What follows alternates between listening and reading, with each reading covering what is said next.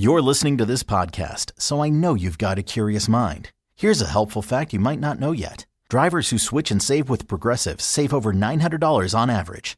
They make it super simple. Pop over to Progressive.com, answer some questions, and you'll get a quick quote with coverage options tailored to your choices.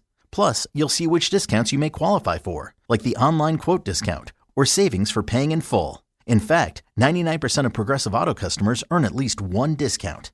See if you could save when you switch to Progressive. You'll feel good about making a savvy choice. Visit Progressive.com and see if you can enjoy a little extra cash back. Progressive Casualty Insurance Company and Affiliates. National average 12-month savings of $946 by new customers surveyed who saved with Progressive between June 2024 and May 2025. Potential savings will vary.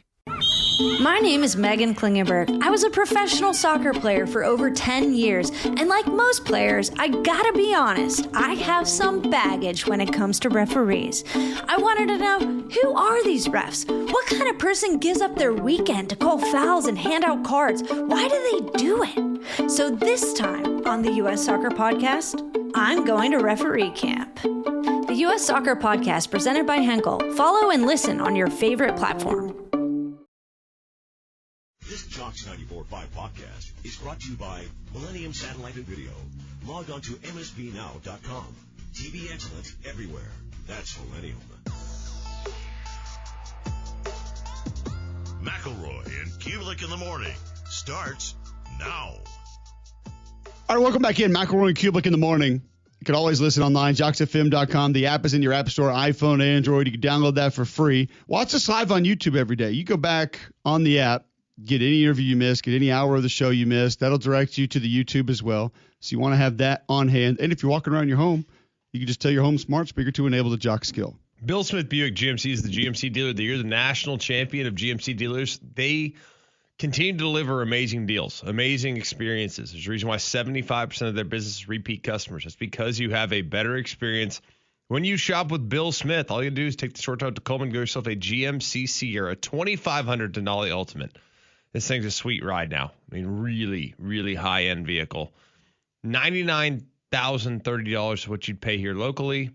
But if you take the short drive, just 45 minutes up the road, up I-65, exit 310, Highway 31, you will get that truck for $89,300. That's $10,000 off the sticker on a vehicle it's very hard to get. So take that short drive to Coleman. You'll be glad you did. You can also shop online, have it delivered right to your driveway at Bill Smith Buick, GMC.com.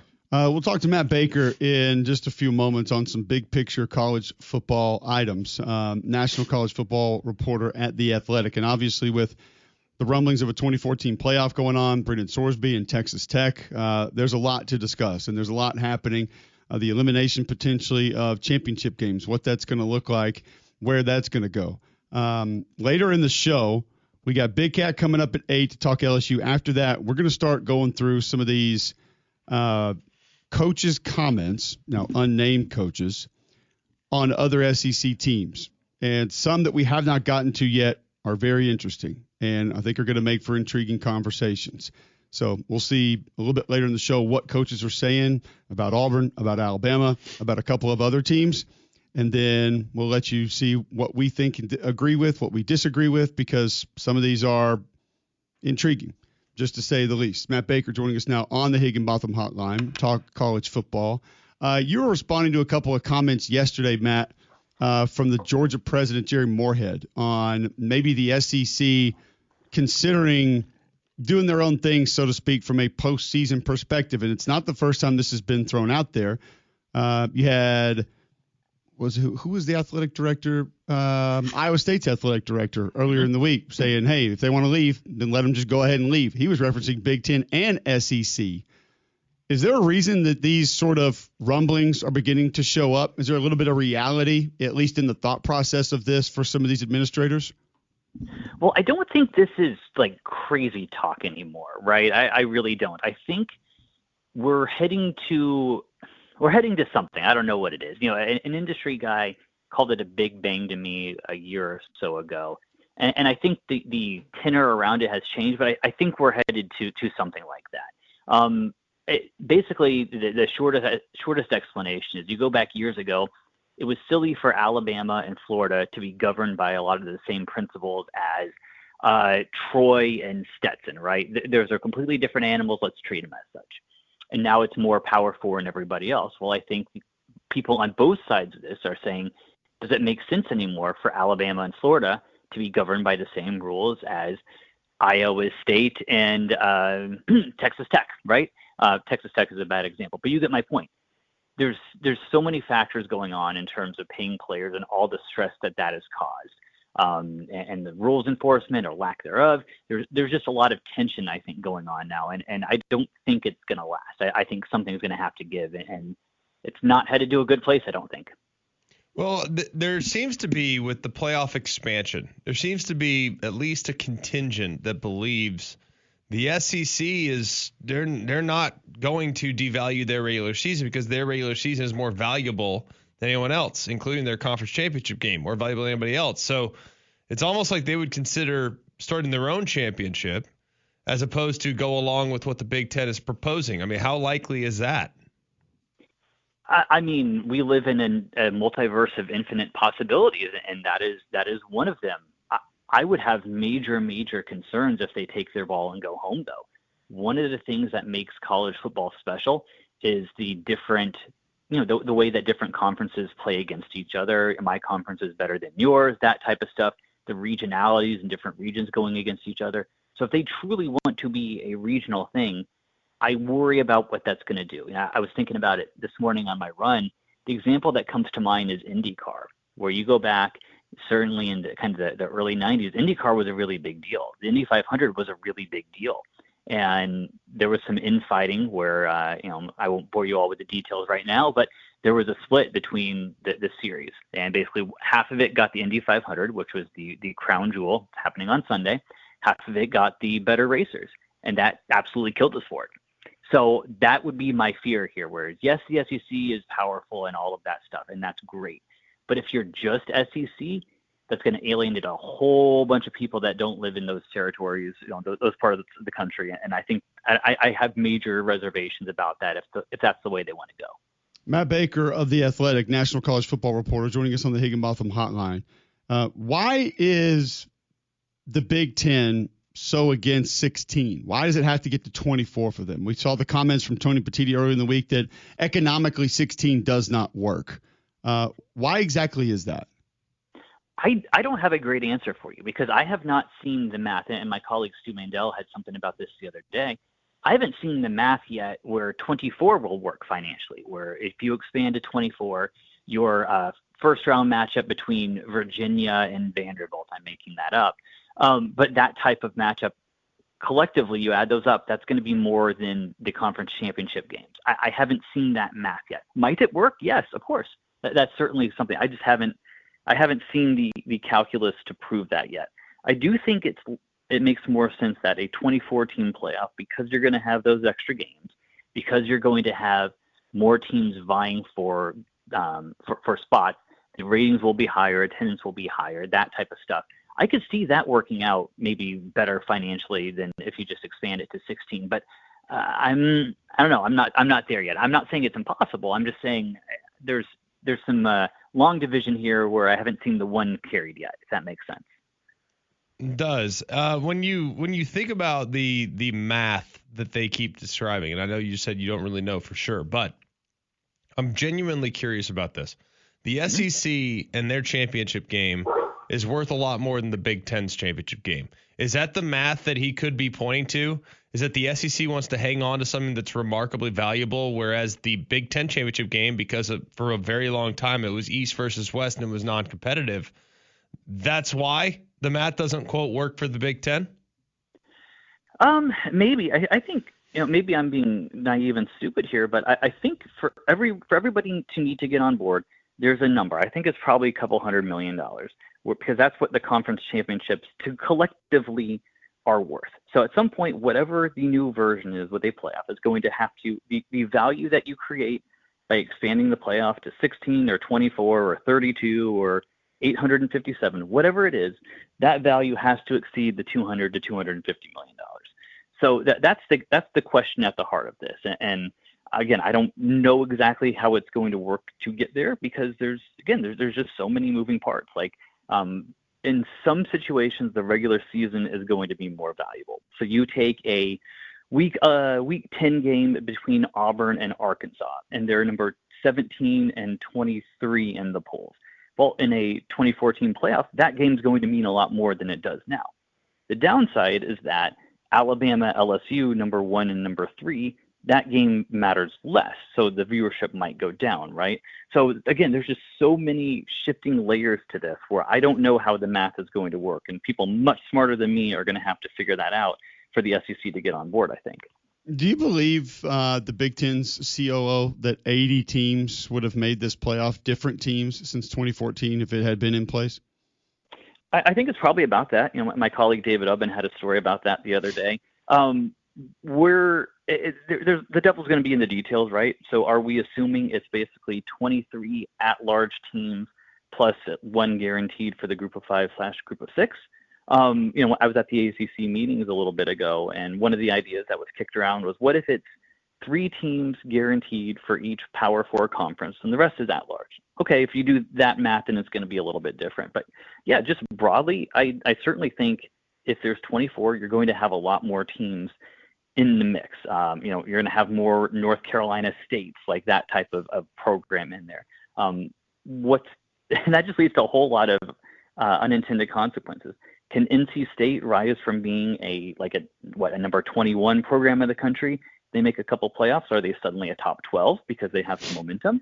What happens if they kind of hit a glass ceiling of, okay, we're going to go to the playoff every year and get bounced in the first round? Does a coach get fired for doing that 3 years in a row, right? There are just so many unintended consequences that would be really interesting to sort through if this were to become reality. Ultimately, do you think expansion's good? Because I look at it, I'm like, okay, great. Having NC State in the playoff is awesome. I have a ton of respect for Dave Doran and the program he's built. But I don't want to see Michigan, Ohio State become irrelevant. And so that NC State can have 1 game in the playoffs, or any program for that matter.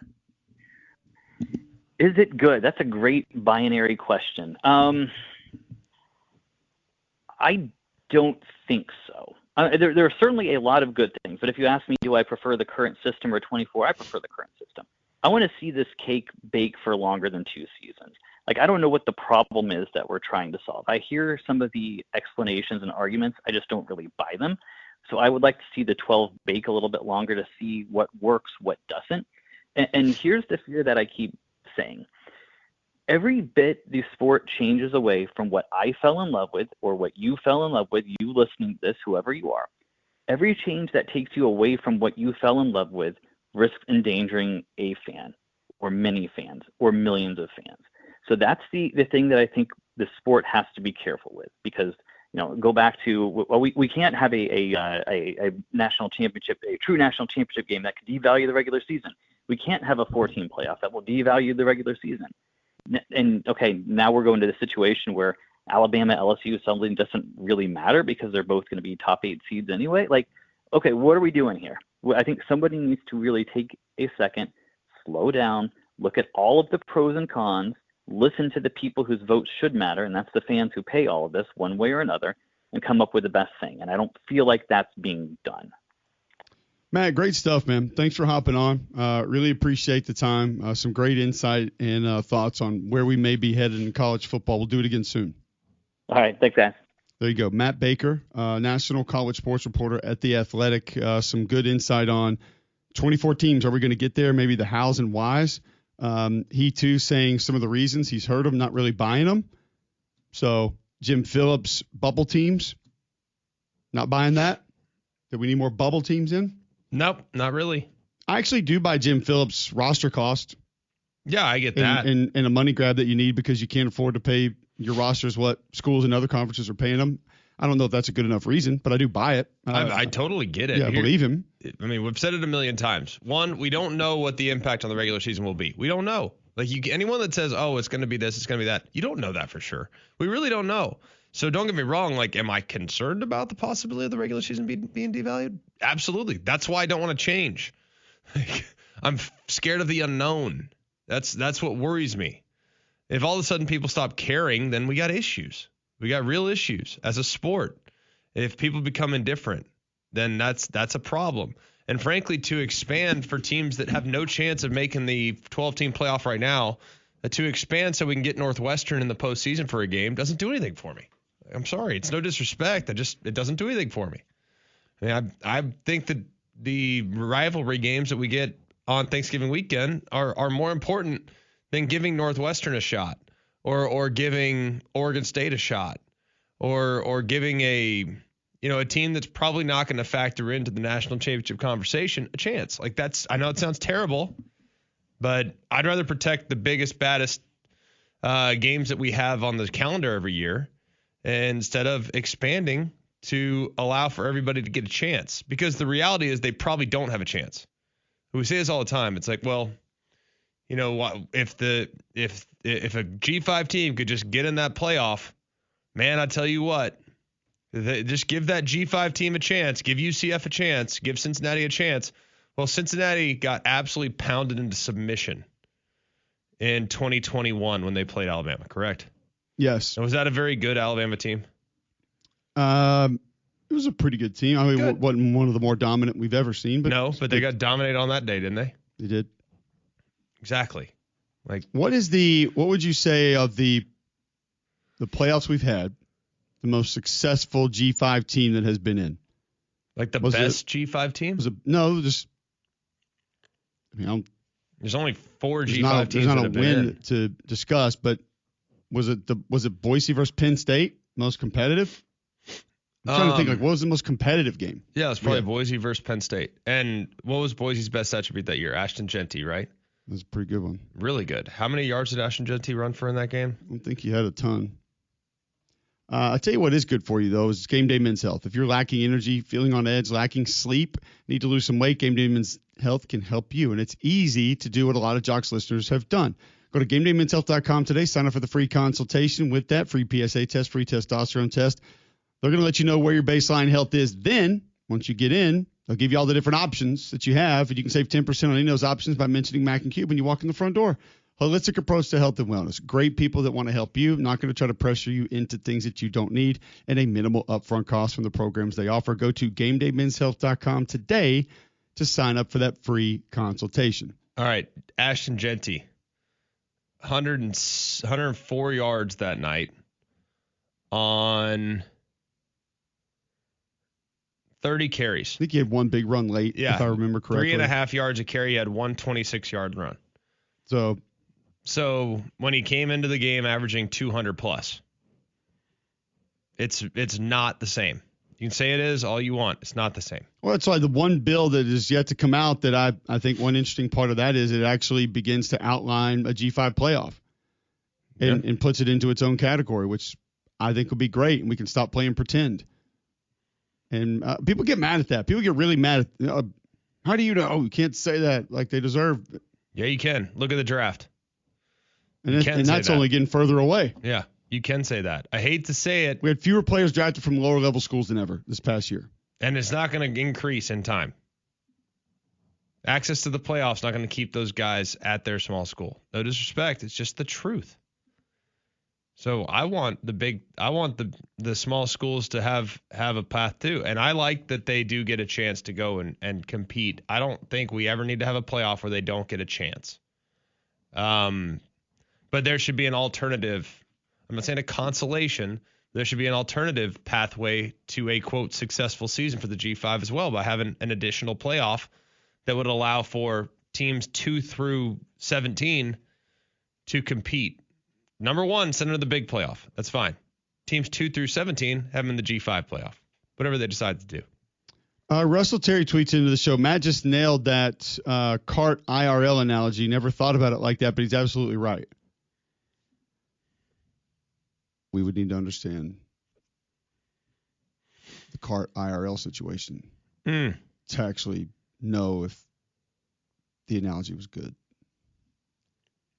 It sounded good. I'll buy it. Don't have the. Unfamiliar with the tape. We're going to allow it just because we don't have the knowledge on cart IRL. I think that we need. But what we will give you when we come back are quotes from college coaches about other SEC teams. Fair, unfair, right, wrong? We'll share with you and then discuss next on Jocks. Go inside Jocks 94.5 on Jocks TV. Morning Jocks, Mac and Cube, and Three-Man Front video simulcasts are presented by Bill Smith Buick GMC and Game Day Men's Health. Watch on the Jocks mobile app and YouTube by searching Jocks 94.5 TV. Jim Rome takes on sports. Why? Because I have a job to do. With rapid-fire takes. So I don't want to hear from you lava pigs on this notion today. No idea what you're talking about. You're complaining more than you like to breathe air. It's like you get up in the morning only to complain and cry and moan on social media about things that you don't even understand. He's the Spitfire of sports smack. Take advantage of it. Get up in here. The Jim Rome Show podcast. What's your beef? Follow and listen on your favorite platform. You've been warned. Jim Rome takes on sports. Listen, it is not too late to stop this. Do not do this. Leave it alone. Don't touch it. It's damn near perfect. It's beautiful as it is. Stop trying to fix what ain't broke. And stop telling me that the tournament isn't the tournament unless the 15th place team in the SEC gets in. Stop jerking with the best event in all of sports, you pigs. The Jim Rome Show podcast. What's your beef? Follow and listen on your favorite platform.